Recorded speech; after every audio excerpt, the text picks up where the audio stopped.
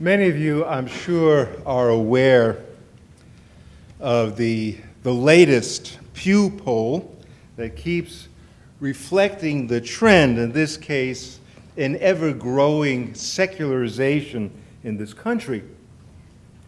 20% of all adults now say that they find no truth in organized religion, that in fact, the whole premise upon which religion rests makes no sense.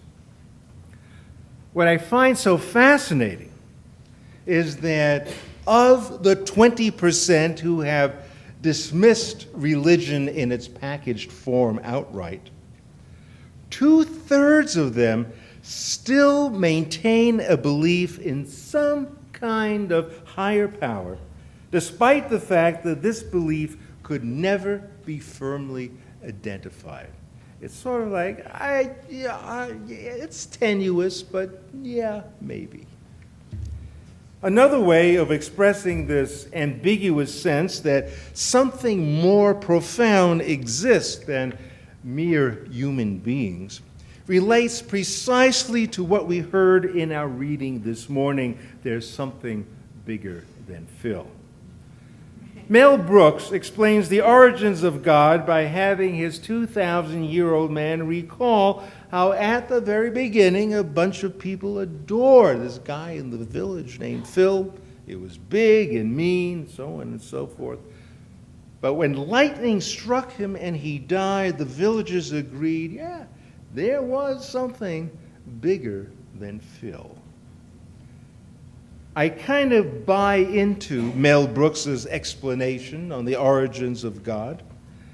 But isn't it curious that with the evolution of scientific rationality, which has actually wrought a kind of hostility towards faith and a belief in God, isn't it curious that we still feel, sort of, kind of, that yeah, there is something bigger than Phil.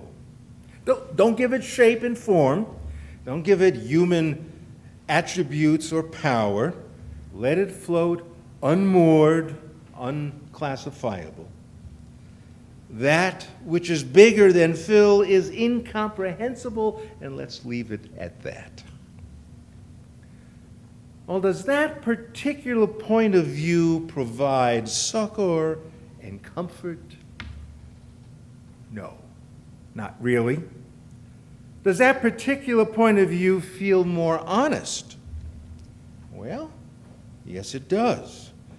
At least more honest than buying into doctrines that uphold the idea that a tangible God created the world, controls our destinies, resides in heaven, loves us, at least when he's not punishing us, intervenes to perform miracles, sent his only Son to die on the cross to save us from sin, and promises heaven if we swallow all of that. There's a growing sense these days of wanting to grab hold of a more honest understanding of creation and also human responsibility. But it's actually not all that new of an idea when we consider that Aristotle, back in about the year 350 before the Common Era, professed in so many words that whatever is bigger than Phil remains bodiless and indescribable. But why? Why do we even feel this need for something? Can't define it, but that doesn't really help make it go away. What is it that taps religious sensibilities even among profoundly rational people? Why do 2/3 of all people opposed to organized religion, many sitting in this chapel right here this morning, why do they still hold on to a belief of some kind, however fuzzy that concept may be?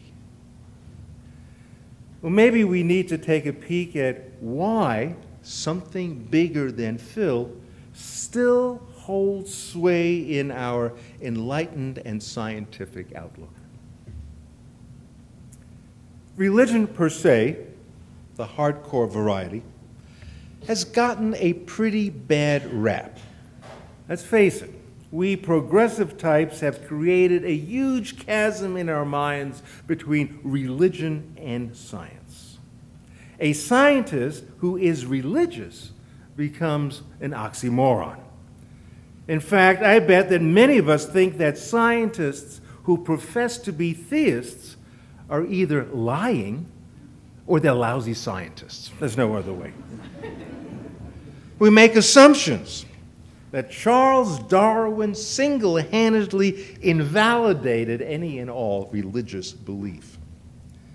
And yet, the late Stephen Jay Gould, the eminent evolutionary biologist from Harvard, made the famous comment in pointing to the absurdity of such assumptions, saying, "Either half of my colleagues are enormously stupid, or else the science of Darwinism is fully compatible with conventional religious beliefs."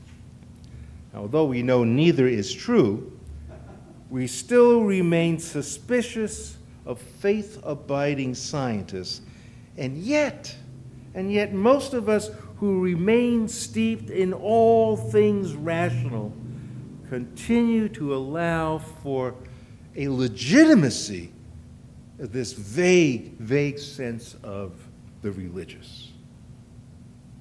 Why is that? Well, in my humble assessment, religion began in ways similar to Mel Brooks's view about Phil.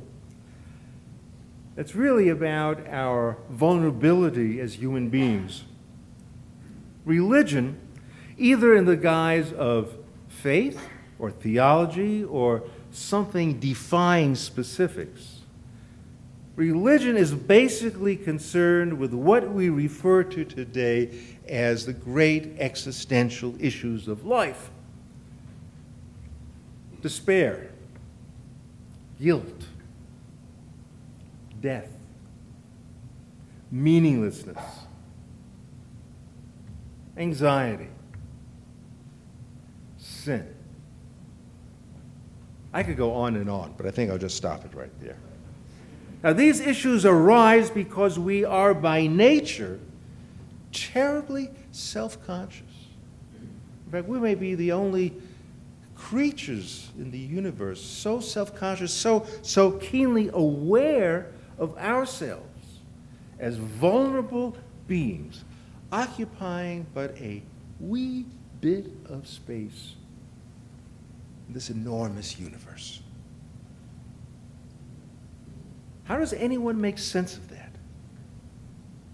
Do you ever look up at a star-filled evening sky and think, how is it possible for me to be standing here?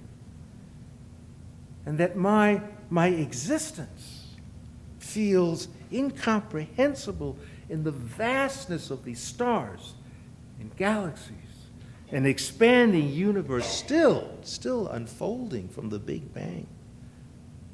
How is it possible to make any kind of sense of this? The great existentialist Martin Heidegger called it Dasein. Isn't that German? Dasein. It means we are just there. We are there in the immensity of it all, thrown into existence and so intensely aware of our limitations. I mean, we can't even begin answering the question, why? We grope to find something powerful that might explain how we got here and what our purpose is.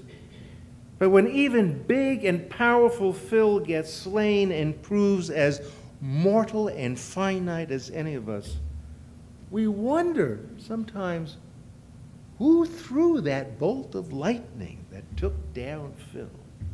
Yeah, there's something bigger. And when we look at religion historically, and even if we look at it through the eyes of today's strong believers, we can't help but notice how God is fundamentally understood in human-centered terms.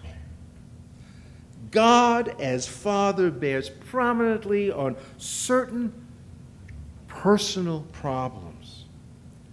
In our existential morass, we of course naturally desire a God to love us, show mercy, forgiveness. That which is bigger than Phil acquires certain personalistic characteristics, for after all, were we not created in the very image of God? But when you think about just the concept of being saved, saved from meaninglessness, saved from our mistakes, saved from our loneliness, saved by someone so powerful who nevertheless loves us and looks after us in this expansive universe. This offers such a tremendous appeal. But is this system, though, the system by which religion makes this transcendent power accessible to us finite and vulnerable creatures, this system governed by rules and regulations, do's and don'ts, protocols and procedures, is this system really being honest? Would it be more honest if we said that in spite of the lure that we somehow might be able to be rescued by God's love, the idea, we would say, the idea of a cosmic CEO, the Creator as described in Genesis, this power to move mountains and heal wounds and number every hair on our heads, who will help us find our next job, save a loved one from cancer. Isn't it more honest if we say, this is really implausible? It's implausible. Isn't that becoming increasingly difficult to imagine God as a capricious, meddling reality? But nearly 80% of our population remains so inclined to receive the entire religious package, the whole enchilada. They'll take the cosmic CEO. And that makes me think, and I'm sure just about all of us had to read at some point early years in college or late in high school, it takes me back to Dostoevsky's The Grand Inquisitor. Do you remember The Grand Inquisitor? Who concludes that freedom is a burden, and that most people would prefer an authority telling them what to do and an authority providing direction in their lives. It does almost make sense because our existential angst is so great that it makes glomming onto dogmatic accounts of existence preferable to the burden of religious freedom.